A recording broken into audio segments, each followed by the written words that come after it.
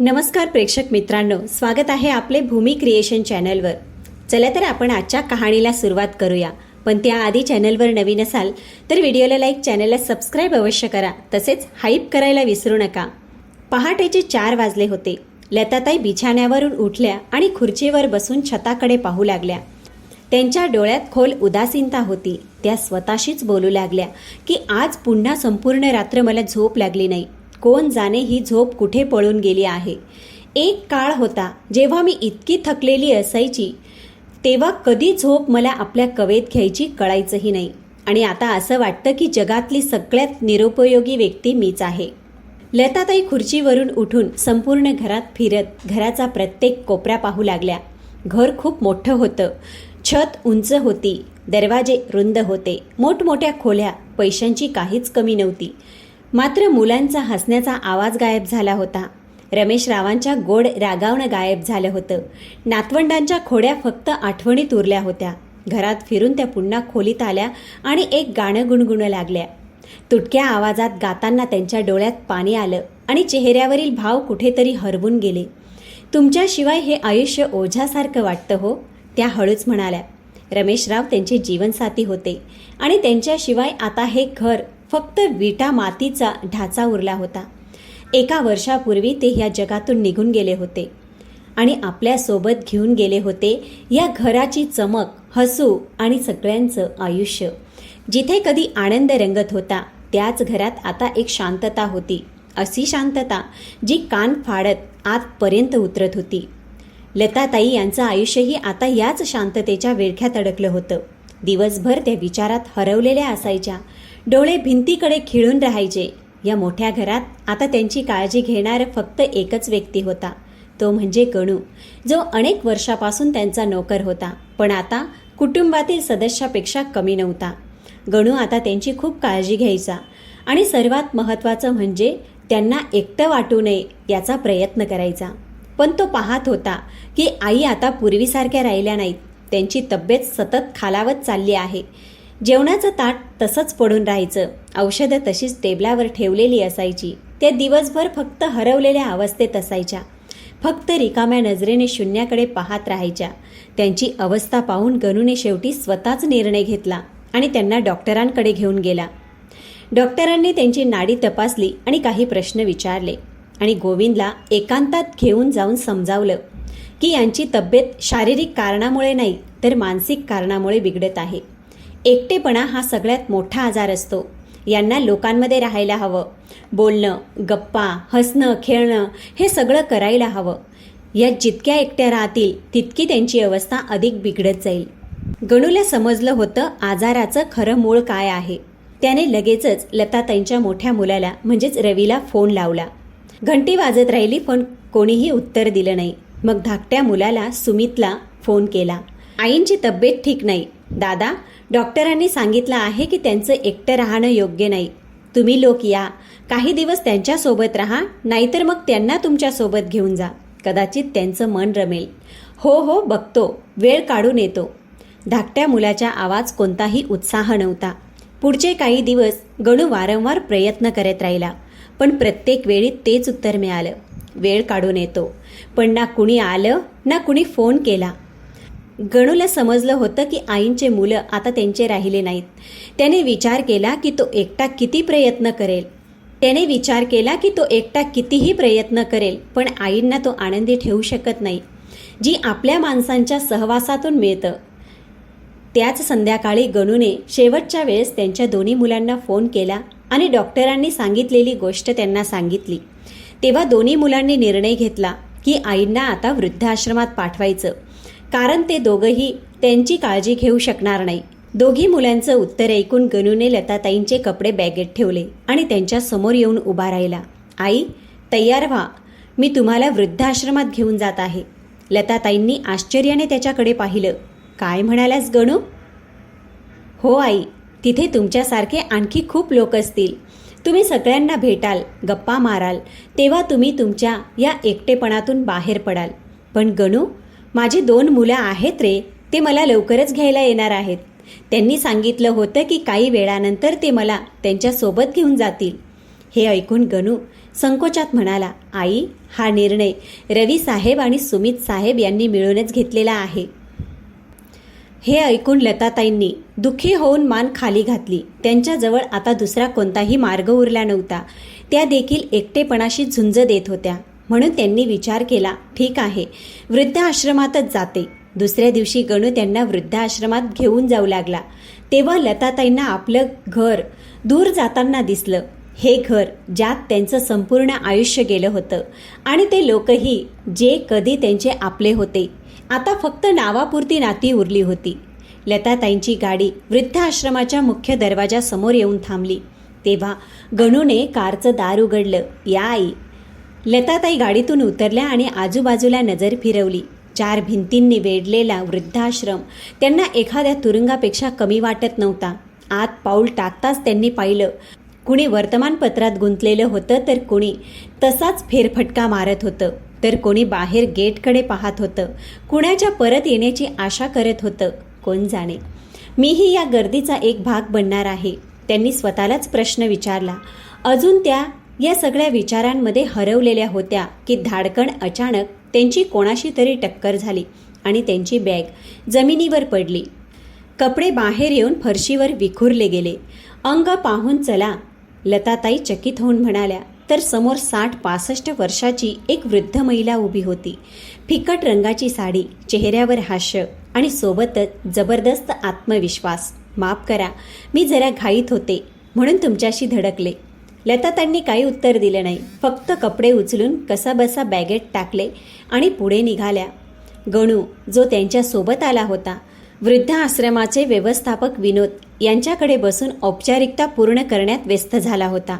काही वेळानंतर लताताई या नव्या जगाचा भाग बनल्या. पण ही दुनिया, हे जग त्यांच्यासाठी अनोळखी होतं. पहिली रात्र कशीबशी गेली. रात्र त्या कुशी बदलत राहिल्या. झोप कधी डोळ्यांजवळ आली तर कधी आठवणींच्या चाहुलीने परत निघून गेली. अगदी उदास होऊन त्या आपल्या खोलीतच बसून राहिल्या. 2 दिवस असेच चालत राहिले. तिसऱ्या दिवशीही जेवण झाल्यानंतर लताताई खोलीत येऊन पलंगावर बसल्या होत्या. तेवढ्यात दरवाजावर हलकीशी टकटक झाली. आत येऊ का? लताताईंनी नजर वर केली तर तीच महिला समोर उभी होती, जी पहिल्या दिवशी त्यांच्याशी धडकली होती. त्या महिलेच्या बोलण्याला त्यांनी काही उत्तर दिलं नाही. फक्त नजर वळवली तर त्या वृद्ध महिलेने हसत स्वतः खुर्ची ओढून बसत म्हणाली, मी सविता. त्या दिवशी आपली टक्कर थोडी जास्तच जोरात झाली होती, नाही का? सविताने विनोदी स्वरात म्हटलं.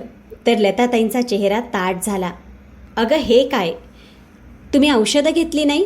तुम्हाला औषध वेळेवर घ्यावी लागतील, नाहीतर तब्येत बिघडू शकते, सविता म्हणाल्या. तर लताताईंनी सुन्न डोळ्यांनी त्यांच्याकडे पाहिलं. मग हळूच म्हणाल्या, कोणासाठी काय उरलंय आयुष्यात? सविताताई हलक्या हास्यासह म्हणाल्या, तुमच्यासाठी, कधी कधी स्वतःसाठीही जगायला हवं. असं म्हणत सविताताईंनी औषधं काढून त्यांच्या हातात दिली आणि पाणी दिलं.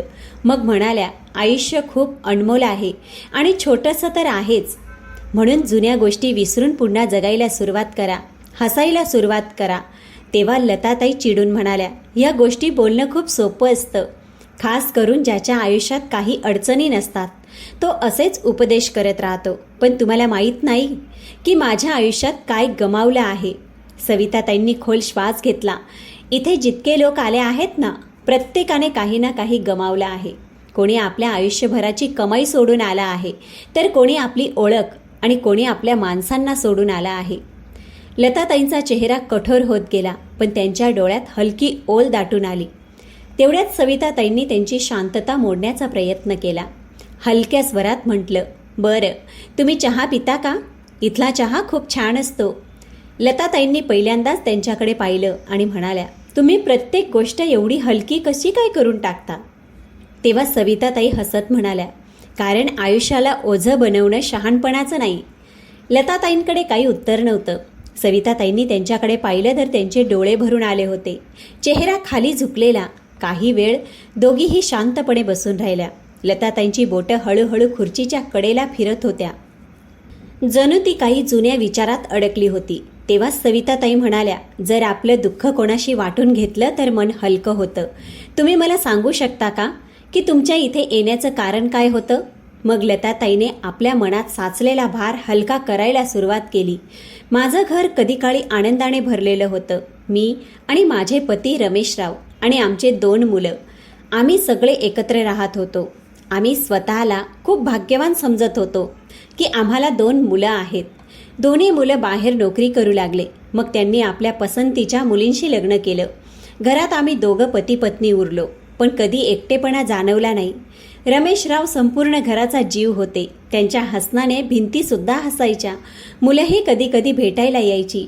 असं सांगता सांगता लताताईंचा आवाज थरथरला. त्यांनी खोल श्वास घेतला आणि पुढे म्हणाल्या, पण 1 वर्षापूर्वी जेव्हा रमेशराव गेले तेव्हा सगळं बदललं.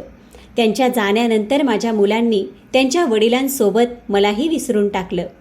लताताईंच्या आवाजात कंप होता. सविताताईंनी त्यांच्या झुकलेल्या डोळ्यांकडे नीट पाहिलं आणि हलक्या हसत म्हणाल्या, अरे, तुमचं जग फक्त तुमच्या मुलांपुरतंच मर्यादित होतं का? रमेशराव गेले, पण त्यांच्या आठवणी जपून जगण्याऐवजी तुम्ही स्वतःला या विचारात कैद करून घेतलं की आता आयुष्यात काहीच उरलं नाही. लताताई शांत होत्या. असं पहिल्यांदाच झालं होतं की कुणीतरी त्यांच्या वेदना फक्त ऐकल्या नाहीत, तर त्यांना आरसाही दाखवला होता. तुम्हाला हरी काकांबद्दल माहीत आहे का? हरी काका तुमच्यासारखेच इथे राहतात.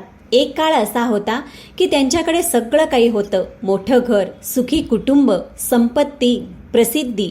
पण मग सगळंच संपलं. एका अपघातात त्यांनी आपल्या पत्नी आणि एकुलत्या 1 मुलाला गमावलं. जी संपत्ती होती तीही हळूहळू इतरांच्या लोभाची शिकार झाली. जेव्हा ते इथे आले तेव्हा त्यांनी आपलं सगळंच गमावलं होतं. पण उरलेलं आयुष्य दुःखाला कवटाळून बसण्यात त्यांनी घालवलं नाही. त्यांनी पुन्हा हिंमत गोळा केली. आता ते रोज सकाळी जवळच्या वस्तीत जातात आणि गरीब मुलांना शिकवतात. त्यांनी आपलं उरलेलं आयुष्य त्या मुलांसाठी समर्पित केलं आहे, ज्यांना कुठलाही आधार नाही. आपल्या जीवनाला अर्थपूर्ण बनवणं असं म्हणताना सविताताईंनी जाणवलं की लताताईंना त्यांचं बोलणं खूप लक्ष देऊन त्या ऐकत आहेत. त्यांच्या डोळ्यात पुन्हा चमक परत येते. म्हणजे हरीशराव आपल्या एकटेपणालाच आपली ताकद बनवतात. लताताई म्हणाल्या, तेव्हाच बाहेरून गार्ड आला. मॅडम, तुम्हाला मॅनेजर साहेब बोलवत आहेत, आत्ताच येते, असं म्हणून सविताताई बाहेर निघून गेल्या. त्यांच्या शब्दांनी जणू एखादं बंद दार उघडलं होतं, ज्याच्या मागे वर्षानुवर्ष धूळ साचली होती. त्या पहिल्यांदाच स्वतःला हलकं जाणवत होत्या. त्या रात्री लक्ष्मीताईने कुशी बदलत रात्र काढली. पण यावेळी आठवणींची वेदना नव्हती, तर एक विचित्र हालचाल होती. काहीतरी करण्याची, पुन्हा जगण्याची. आता त्यांना स्वतःला आजारी वाटत नव्हतं. सकाळच्या पहिल्या किरणांसोबतच लताताईने आपल्या पायात चप्पल घातली आणि हळूहळू खोलीबाहेर निघाल्या. एक सुंदर बाग होती, अगदी हिरवीगार, रंगीबेरंगी फुलांनी भरलेली. तिथे आश्रमाचा माळी माती खणून झाडांच्या मुळांना पाणी घालत होता. हे दृश्य पाहताच लताताईंच्या डोळ्यात पुन्हा चमक आली, कारण कधी काळी हा त्यांचा सुद्धा छंद होता, बागकाम करणं. रमेशरावांना गुलाब खूप आवडायचे, म्हणून त्यांनीही कधीतरी आपल्या घरात गुलाब लावले होते. थोड्या वेळाने सविताताई काही कामाने तिकडून जात होत्या. जेव्हा त्यांनी लताताईंची खोली रिकामी पाहिली तेव्हा त्या थबकल्या. अरे, ह्या कुठे गेल्या? त्यांनी इकडे तिकडे नजर फिरवली आणि मग जे पाहिलं ते पाहून त्यांच्या डोळ्यात आश्चर्य दाटलं. लताताई बागेत गवतावर बसल्या होत्या. आजूबाजूला आणखी काही वृद्ध होते. हसण्या खेळण्याचं वातावरण झालेलं होतं आणि लताताई मोठमोठ्याने हसत होत्या. हे सगळं पाहून नकळत सविताताईंच्या चेहऱ्यावर हसू उमटलं. प्रत्येक दिवसागणिक आता लक्ष्मीताई आधीपेक्षा अधिक चांगल्या वाटू लागल्या होत्या. त्या आश्रमातील प्रत्येक वृद्धाशी मिसळून गेल्या होत्या. एके दिवशी कोणीतरी सांगितलं की कृष्णा काकांची तब्येत खूप खराब आहे. ते मागच्या काही दिवसांपासून आजारी आहेत. जगण्याची इच्छाच त्यांनी सोडून दिली आहे. हे ऐकून लताताई अस्वस्थ झाल्या. त्यांनी विचार केला, असं कसं? ते तर हसण्या खेळण्यात सगळ्यात पुढे असायचे. त्या लगेच त्यांच्या खोलीकडे गेल्या. जाऊन पाहिलं तर कृष्णा काका शांतपणे पडून होते. डोळे बंद होते, जणू काही खोल विचारात बुडाले होते. लताताई हळूच त्यांच्याजवळ जाऊन बसल्या. कसे आहेत कृष्णा काका? काही उत्तर आलं नाही. मग लताताई हसत म्हणाल्या, काय झालं? आज तर तुमचं हसूही कुठेतरी लपलंय. काय विचार करताय तुम्ही? हे ऐकून कृष्णा काकांनी हळूच डोळे उघडले. त्यांच्या चेहऱ्यावर हलकीशी स्मितरेषा उमटली, पण ते हसू फिक्कं होतं. फक्त जुन्या गोष्टी आठवत होत्या. त्यांनी म्हटलं. मग लताताई लगेचच विचारतात, अच्छा, कोणत्या जुन्या गोष्टी? फक्त ते दिवस आठवले जेव्हा आम्ही तरुण होतो, मजा करायचो, सिनेमागृहात पहिल्या रांगेत बसून चित्रपट पाहायचो. लताताई थोड्या उत्साहाने म्हणाल्या, अच्छा, म्हणजे तुम्हीही सिनेमाचे वेडे आहात तर.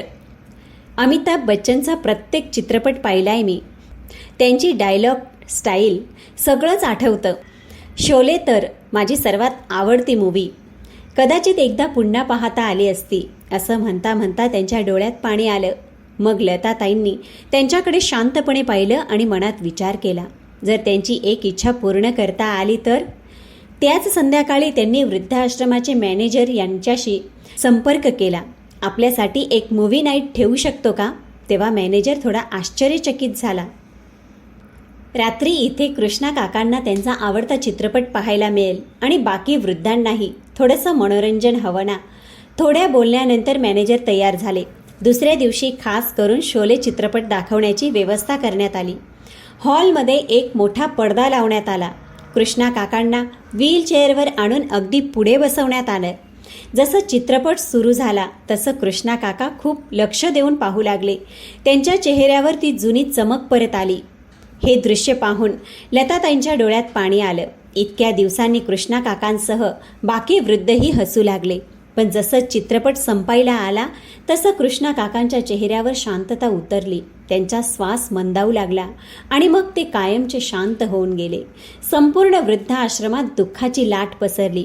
पण त्याचबरोबर एक समाधानही होतं की कृष्णा काकांनी आपली शेवटची इच्छा पूर्ण करून हसत मुखाने जगाचा निरोप घेतला.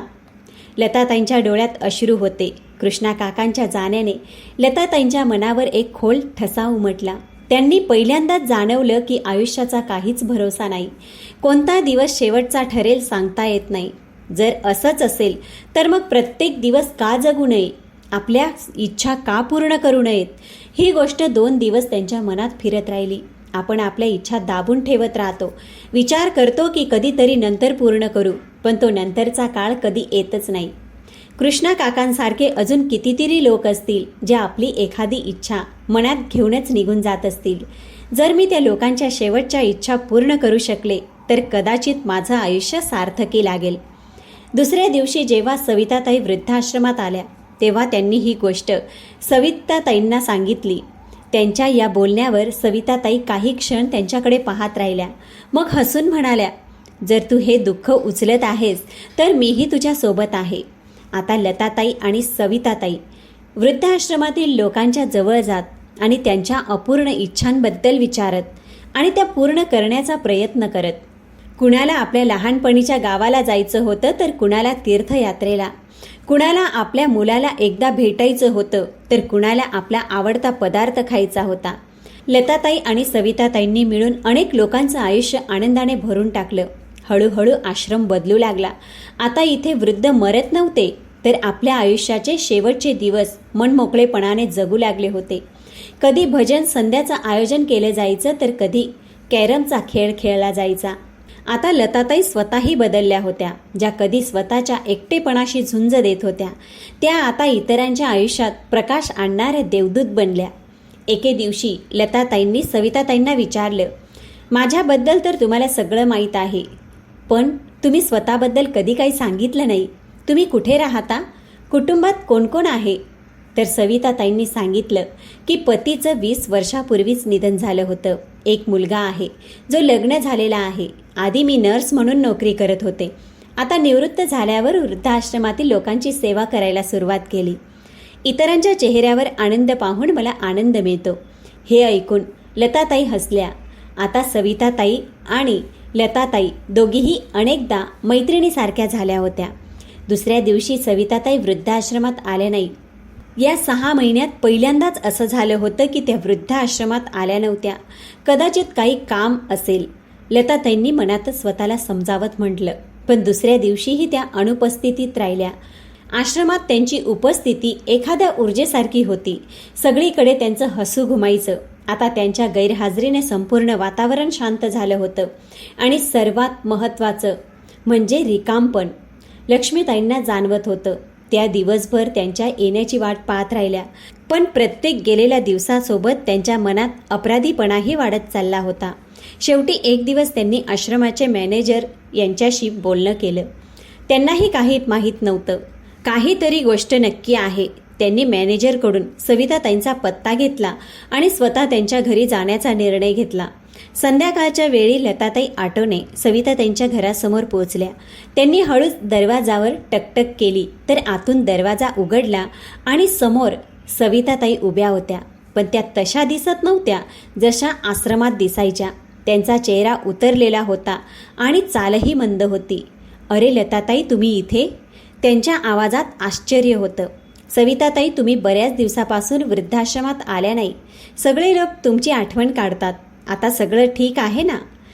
सविताताईंनी हसायचा प्रयत्न केला आणि दरवाजातून बाजूला होत इशारा केला. या लताताई. लताताई हळू पावलांनी आत गेल्या तर समोरच्या टेबलावर औषधं ठेवली होती. तुमची तब्येत बरी नाही का? काय झालं तुम्हाला? त्यांनी विचारलं तर सविताताईंनी खोल श्वास घेत म्हटलं, काही दिवसापासून तब्येत बरी नाहीये. अशक्तपणा जाणवत होता. डॉक्टरांना दाखवलं तर कळलं की डेंग्यू झाला आहे. डेंग्यू? लताताईंच्या आवाजात चिंता उतरली.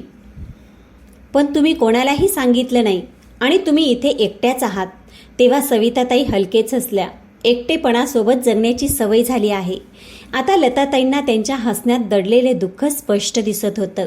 त्यांनी हळूच विचारलं, तुमचा मुलगा? तुम्ही तर सांगितलं होतं की तुमचा मुलगा आणि सूनही आहेत. ते कुठे आहेत? हे ऐकताच सविताताईंच्या डोळ्यात अश्रू आले. त्यांनी पटकन आपला चेहरा दुसऱ्या बाजूला वळवला, जणू स्वतःला सावरण्याचा प्रयत्न करत होत्या. मुलगा महेश आहे माझा, पण तो आपल्या कुटुंबासोबत वरच्या मजल्यावर राहतो. खरे तर माझ्या सुनेला रेवाला माझ्यासोबत राहणं आवडत नाही, म्हणून तिच्या सांगण्यावरून माझा मुलगा आपल्या कुटुंबाला घेऊन माझ्यापासून वेगळा झाला. लताताई थक्क झाल्या. काय? हो, ज्यासाठी मी पूर्ण आयुष्य मेहनत केली. त्याने आपल्या बायकोच्या सांगण्यावर विश्वास ठेवून मला एकटे सोडायला क्षणभरही उशीर केला नाही. आता फक्त येता जाता कधीतरी भेट होते. खोलीत काही वेळ फक्त शांतता होती. लताताई स्वतःशीच म्हणाल्या, इतकी मोठ्या मनाची स्त्री आणि इतकी एकटी. मला वाटायचं की फक्त मीच माझ्या एकटेपणाशी झुंज देत आहे. पण सविताताईंच्या या हसण्यामागे किती वेदना दडल्या आहेत हे मी कधी समजूनच घेतलं नाही. लताताईंनी त्यांच्या डोळ्यात पाहिलं आणि म्हणाल्या, तुम्ही औषधं घेतली का? सविताताईंनी नाही म्हणून मान हलवली. तेव्हा लताताई म्हणाल्या, मला माहीत आहे, आश्रमात सगळ्यांच्या औषधांची काळजी घेतली जाते, पण तुम्ही स्वतःबाबत निष्काळजीपणा करत आहात. मग थोडं थांबून म्हणाल्या, जेवणही केलं नसेल ना? सविताताईंनी काही उत्तर दिलं नाही, फक्त हलकंसं हसल्या. लताताईंनी इकडे तिकडे पाहिलं आणि मग म्हणाल्या, ठीक आहे, आधी मी तुमच्यासाठी जेवण बनवून आणते. अगं नाही, राहू द्या, मला भूक नाही आहे. लताताईंनी त्यांचं काहीच ऐकलं नाही आणि उठून स्वयंपाकघराकडे निघून गेल्या. त्यांनी पटकन दोघींसाठी काहीतरी बनवलं आणि काही वेळातच एका वाटीत ते खीर घेऊन बाहेर आल्या. आयुष्यात त्यांनी पहिल्यांदाच कोणासाठी तरी जेवण बनवलं होतं. माहीत नाही कसं बनलं होतं, पण खाऊन सांगा बरं. लताताईंनी त्यांच्याकडे वाटी पुढे करत म्हणाल्या.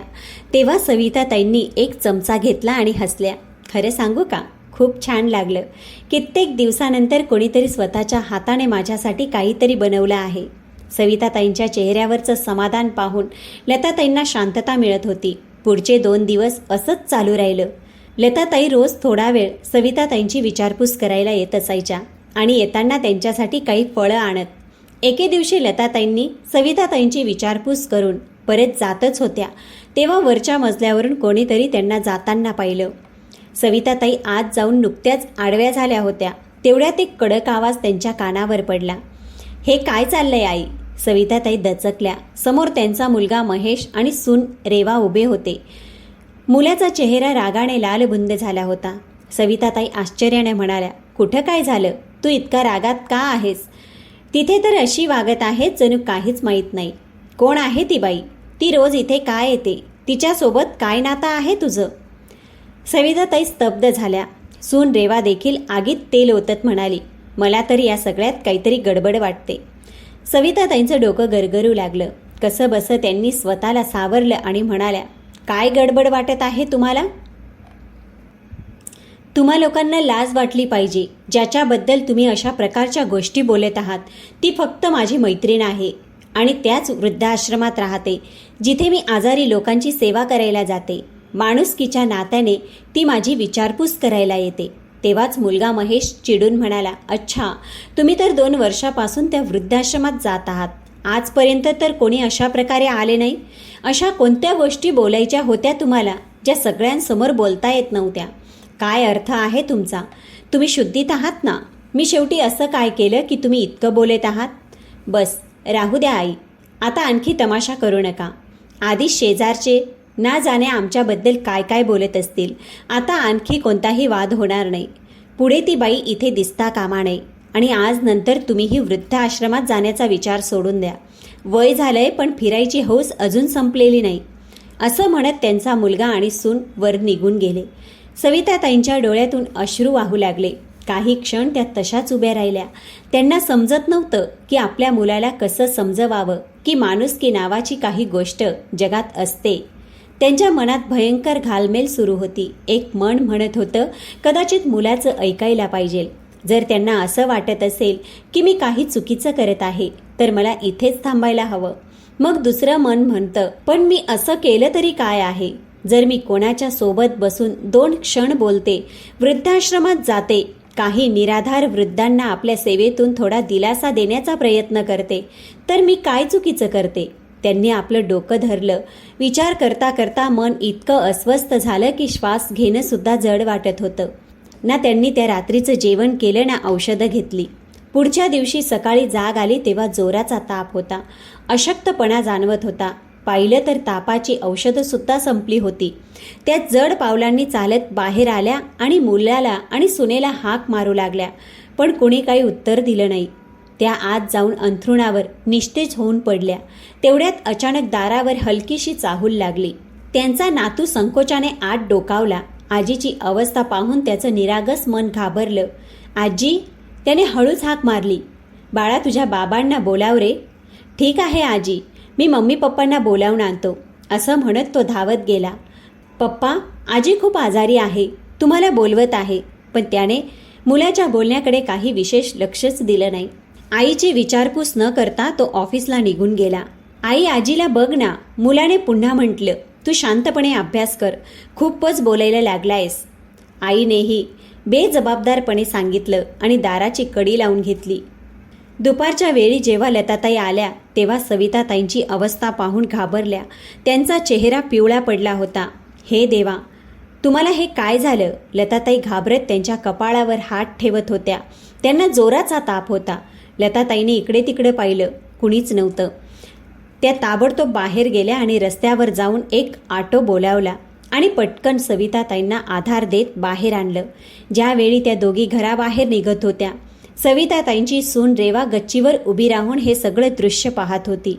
तिने त्याच वेळी आपल्या नवऱ्याला फोन लावला. तुमची आई पुण्या घरातून बाहेर गेली आहे आणि तीही त्याच बाईसोबत. त्यांची इतकी हिंमत? माझं ऐकूनही त्यांना घरी येऊ द्या. रागात तिने फोन कट केला. तिकडे 2-3 तासानंतर सविताताईंची तब्येतीत थोडी सुधारणा झाली. तेव्हा त्यांनी म्हटलं, लताताई, मला आज वृद्धाश्रमात जायचं आहे. तिथे गेल्यावर मनाला शांतता मिळते. ठीक आहे, मी तुम्हाला तिथे घेऊन जाते. तिथे गेल्यावर सविताताईंच्या घरच्या घुसमटलेल्या वातावरणातून काही क्षणासाठी मुक्तता मिळाली. लताताईने हॉस्पिटलमधून सुट्टी करून घेतली आणि त्यांना घेऊन वृद्धाश्रमाकडे निघाल्या. संध्याकाळ झाली होती. तिकडे घरी त्यांच्या मुलाचा राग उफाळून येत होता. पण खूप उशीर झाला होता आणि सविताताई अजूनही घरी परतल्या नव्हत्या. तेव्हा त्याला समजलं की त्याची आई कुठे असेल. तिकडे वृद्धाश्रमात पोहोचताच सविताताईंच्या चेहऱ्यावर शांतता पसरली. तिथे असलेले सगळे वृद्ध त्यांना पाहून आनंदित झाले. असं वाटत होतं जणू त्या आपल्या लोकांमध्ये परत आल्या आहेत. आतापर्यंत जो अशक्तपणा त्या अनुभवत होत्या तो जणू इथे येताच कुठेतरी गायब झाला. अरे सविताताई, कशा आहात तुम्ही? तुमच्याशिवाय हा आश्रम ओसाड वाटत होता. सगळीकडून अशाच आवाजांचा गजर होत होता. चारही बाजूंनी आपलेपणा होता. कुणी खुर्ची ओढून दिली तर कुणी पाण्याचा ग्लास आणून दिला. काही वृद्ध महिला जवळ येऊन बसल्या आणि हसण्या खिदळण्याचा कार्यक्रम सुरू झाला. सविताताई कित्येक दिवसांनी आज मन मोकळ्या हसल्या होत्या. पण तेवढ्यात हॉलमध्ये हालचाल अचानक थांबली. सगळ्यांच्या नजरा दाराकडे वळल्या. दारात सविताताईंचा मुलगा महेश आणि सून रेवा उभे होते. मुलगा रागाने म्हणाला, आता हेच सगळं करणं बाकी राहिलं होतं का? आमची आबरू घालण्यात काही कमी ठेवली नाही तुम्ही. सविताताई लगेच उठून त्यांच्या जवळ आल्या. काय बोलत आहात तुम्ही? तुम्ही या लोकांची तरी लाज बाळगा. लाज तर तुम्हाला यायला हवी आई. सून रेवाने तीक्ष्ण आवाजात म्हटलं. दुपारी तुम्ही आजारपणाचे कारण सांगून बाहेर गेल्या आणि आता इथे बसून हसणे खेळणे सुरू आहे. तसेच इतका वेळ तुम्ही कुठे गेल्या होत्या? या स्त्रीसोबत. हॉलमध्ये शांतता पसरली. तेव्हा सविताताई म्हणाल्या, आपल्या मर्यादेत राहा सूनबाई. मला खूप तीव्र ताप होता. माझी अवस्था खूपच वाईट होती. औषधही नव्हते. मी तुम्हाला हाक मारली पण तुम्ही पाहिलेही नाही. तेव्हा लताताई वेळेवर आल्या आणि मला रुग्णालयात घेऊन गेल्या. तेव्हाच श्वासात जीव आला. नाहीतर काय झाले असते कोण जाणे. वाह, मग ही तुमची काळजी घ्यायला येणार आहे का? मुलाने उपहासाने म्हटलं. आम्ही मेलो होतो का? हे ऐकून लताताई पुढे आल्या आणि मोठ्या आवाजात म्हणाल्या, तुम्ही मेलात तर नव्हते, पण जेव्हा त्यांना तुमची गरज होती तेव्हा तुम्ही त्यांच्या जवळही नव्हता. तेव्हा मुलगा त्यांच्या दिशेने वळला आणि रागाने म्हणाला, तुम्हाला आमच्यात बोलण्याची काही गरज नाही. हा आमचा कौटुंबिक विषय आहे.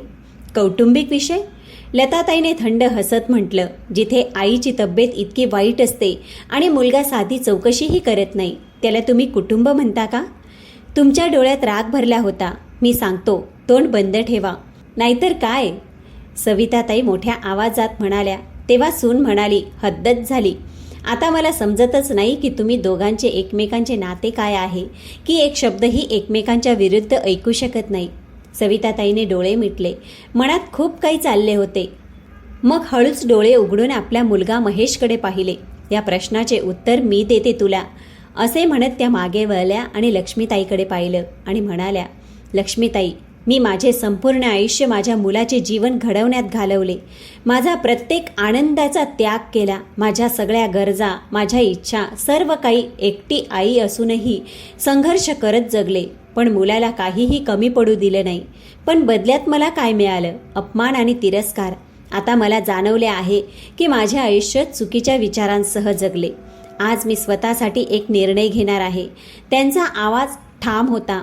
त्यांनी दीर्घ श्वास घेतला आणि लताताईंच्या डोळ्यात पाहिले. लताताई, तुम्ही माझ्या साथीदार व्हाल का? एका क्षणासाठी जणू संपूर्ण हॉल शांततेत बुडालं. लताताई अचंबित झाल्या. त्यांच्या डोळ्यात आश्चर्य होते. मुलगा आणि सुनेच्या मनात जणू गोंधळ माजला. हे काय करत आहे आई? मुलाने रागाने ओरडून म्हटलं. सविताताईंनी ठाम आवाजात सांगितलं, लताताई, आता मी माझ्या घरी कधीच परत जाणार नाही. मी नेहमी या वृद्धाश्रमात तुमच्या सोबतच राहीन. तेव्हा मुलगा महेश म्हणाला, आई, तू हे काय बोलत आहेत? लोक आमच्या तोंडात शेण घालतील, आम्हाला नावं ठेवतील, आमची काय इज्जत राहील? तेव्हा सविताताई म्हणाल्या की जेव्हा मी एकटी अंथरुणावर पडून तापाने फणफणत होते तेव्हा तुम्ही लोक कुठं गेला होतात? तेव्हा तुमची इज्जत गेली नाही का? आता मी अजिबात घरी परत येणार नाही. मुलगा महेशने मान खाली घातली आणि तिथून निघून गेला. प्रेक्षक मित्रांनो, तुम्हाला या कहाणीबद्दल काय वाटतं? जे सविताताईंनी केलं ते योग्य होतं का? त्यांनी लताताईंना आणि वृद्धाश्रमातील इतर लोकांना जगण्याचा नवा मार्ग दाखवला.